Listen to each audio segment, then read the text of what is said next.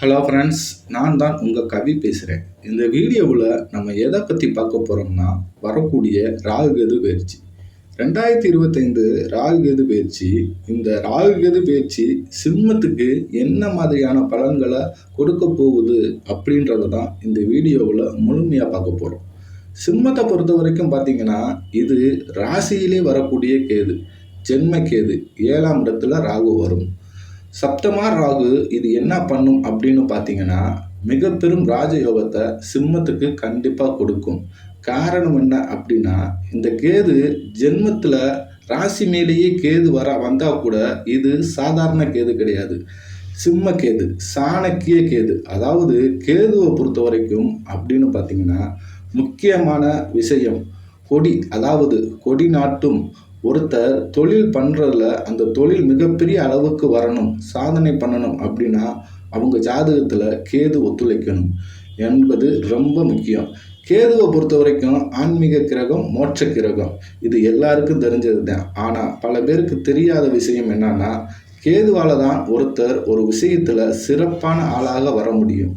அதாவது பெரிய அளவில் பல பேர் ஹோட்டல் வச்சு நடத்துகிறாங்க. ஆனால் எல்லா ஹோட்டலுமே எல்லாருக்கும் தெரியுமா அப்படின்னு கிடையாது. ஹோட்டல் வணிகத்தில் ஒரு குறிப்பிட்ட ஹோட்டல் மட்டுமே பெரிய அளவிலான எல்லாத்துக்கும் தெரிந்த ஹோட்டலாக இருக்கும். அதனால் இந்த மாதிரி எந்த துறையாக இருந்தாலும் சரி, அந்த துறையில் பெரிய அளவில் வர்றது, பெரிய பெயர் எடுக்கிறது, இதுக்கெல்லாம் பார்த்திங்கன்னா கேது ரொம்ப முக்கியம்.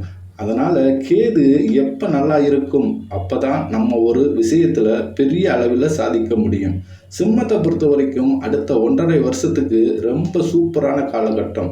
அதனால் நீங்கள் இப்போ இருக்கக்கூடிய துறையில் மிக பெரும் ஆளாக மாறக்கூடிய காலம் இது. நல்ல பெயர், நல்ல முன்னேற்றம் இதெல்லாம் கிடைக்கும். அதனால் சிம்மத்தை பொறுத்த வரைக்கும் இந்த காலகட்டம் வளர்ச்சி பாதையை நோக்கி போகும். அது மட்டும் இல்லாமல் இந்த ராசியில் இருக்கக்கூடிய கேது ஆன்மீகத்தில் ஈடுபாடை கண்டிப்பாக கொடுக்கும். இதுக்கு முன்னாடி கோவிலுக்கு போகாதவங்க கூட இந்த 1.5 வருஷம் அதிகப்படியாக கோவில் குளம் என்று சுத்த ஆரம்பிச்சிடுவீங்க. ஏன்னா இந்த கேதுவை பொறுத்த வரைக்கும் மோட்சக்காரன். இது மோட்சத்துக்கு உண்டான வேலையை கொஞ்சம் பார்க்கும். நிறைய புண்ணிய ஸ்தலத்துக்கெல்லாம் போகக்கூடிய வாய்ப்புகள் அதிகப்படியாக இந்த கேது பகவான் செய்வார். இந்த மாதிரி தான் கேதுவோட பலன் இருக்கும். அப்போ சப்தமஸ்தானத்தில் இருக்கக்கூடிய ராகு பகவான் என்ன செய்வார் அப்படின்னா, அவர் உங்களுடைய வாழ்க்கையில் ஏதாவது ஒரு விஷயத்தில் ஒரு நல்ல துணையை கொடுக்க வாய்ப்பு உள்ளது. திருமணம் ஆகாமல் இருக்கவங்களுக்கு கண்டிப்பாக திருமணத்திற்கு அதிக வாய்ப்பு உள்ளது. ஏன்னா ராகு 7ஆம் இடத்துக்கு வரும்போது நிறைய நபர்களுக்கு திருமணம் நடைபெறும். ஸோ இது சூப்பரான காலகட்டம்.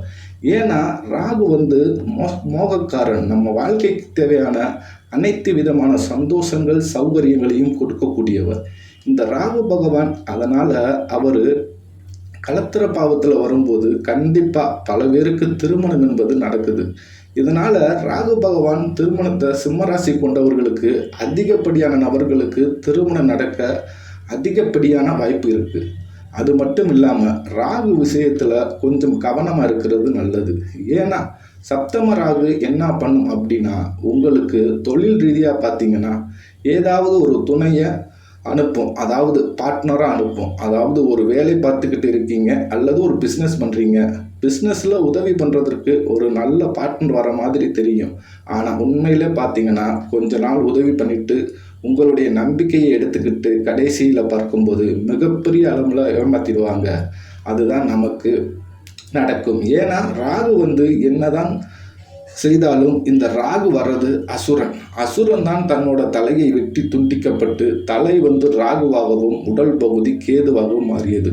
இது எல்லாத்துக்கும் தெரிஞ்ச விஷயம்தான். அப்போ என்னதான் ராகு செஞ்சாலும் ராகு கிட்ட அசுரனுடைய தன்மை இருக்குது. இதனால் ராகு யாருக்கு அதிக நன்மைகளை செஞ்சாலும் ரொம்ப கவனமாக இருக்க வேண்டியது முக்கியம்.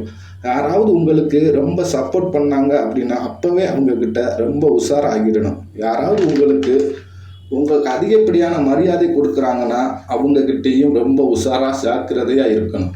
நம்ம முழுசாக யாரையுமே நம்பக்கூடாது. அதாவது நம்ம குடும்ப உறுப்பினராக இருந்தால் கூட, அதாவது தூரத்து சொந்தக்காரங்க, உங்கள் குடும்பத்துக்கும் அவங்களுக்கும் ரொம்ப தொடர்பே இல்லாமல் திடீர்னு வராங்க. அவங்க நான் இது பண்ணுறேன் அது பண்ணுறேன் அப்படின்னு சப்போர்ட் பண்ணுறாங்க, அவங்களே இஷ்டத்துக்கு எல்லாம் பண்ணுறாங்க அப்படின்னா கூட உஷாராக இருக்கணும். எல்லாத்தையும் பண்ணிட்டு பெருசாக பில் போட வாய்ப்பு உள்ளது. அதனால இந்த ராகு கேது சிம்மத்தை பொறுத்த வரைக்கும் இந்த மாதிரியான பலாபலன்கள் இனி அடுத்த 1.5 வருடங்களுக்கு கொடுக்க போகுது.